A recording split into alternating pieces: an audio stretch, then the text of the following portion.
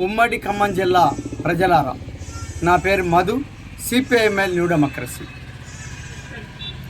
ఖమ్మం జిల్లాలోని వెలుగుమట్ల గ్రామంలో 10 సంవత్సరాల నుంచి పేదలు ఇల్లు కట్టుకొని భూదాన భూమిలో జీవిస్తున్నారు.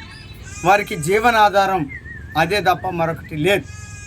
అట్లాంటి భూములలో ఇల్లు కట్టుకొని జీవిస్తున్న ప్రజలపైన 24వ తారీఖున రేవంత్ రెడ్డి గారి ప్రభుత్వం దాడి చేసి వాళ్ళ ఇళ్ళనన్నింటినీ నేలమట్టం చేసింది. వారి తరపున మాట్లాడినటువంటి రాజకీయ పార్టీల్ని కేసులు పెట్టి నిర్బంధాలతోటి లాఠీ చార్జీని ప్రయోగించి అరెస్టులు చేసినటువంటి ఒక పరిస్థితి ఉన్నది. వాళ్ళందరినీ తిరిగి అంబేద్కర్ భవన్లకు తరలించి అక్కడ సరైనటువంటి తిండి కానీ నీళ్లు కానీ ఏర్పాటు చేయకుండా వారంతటా వాళ్ళే వెళ్ళిపోయేటందుకు ఈ ప్రభుత్వం అనేక ప్రయత్నాలు చేసింది.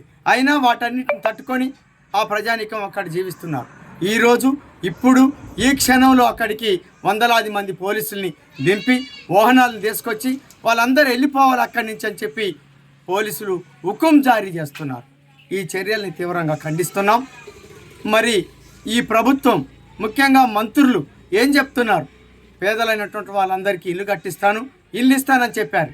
మరి ఎక్కడ ఇల్లు ఇవ్వకుండానే ఇప్పుడు బలవంతంగా తరలించేటువంటి ఒక వైఖరి ఇది ఏమిటి ప్రజల మీద ఈ దౌర్జన్యం?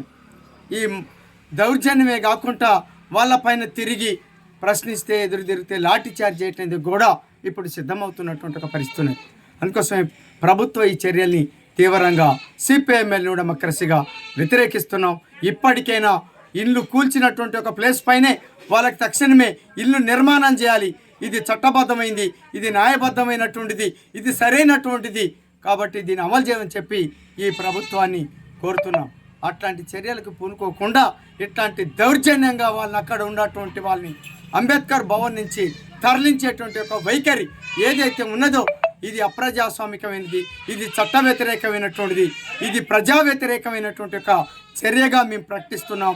ఇప్పటికైనా ఇట్లాంటి చర్యలకి కాంగ్రెస్ ప్రభుత్వం రేవంత్ రెడ్డి గారు స్వస్తి పలకం అని చెప్పి కోరుతున్నాం.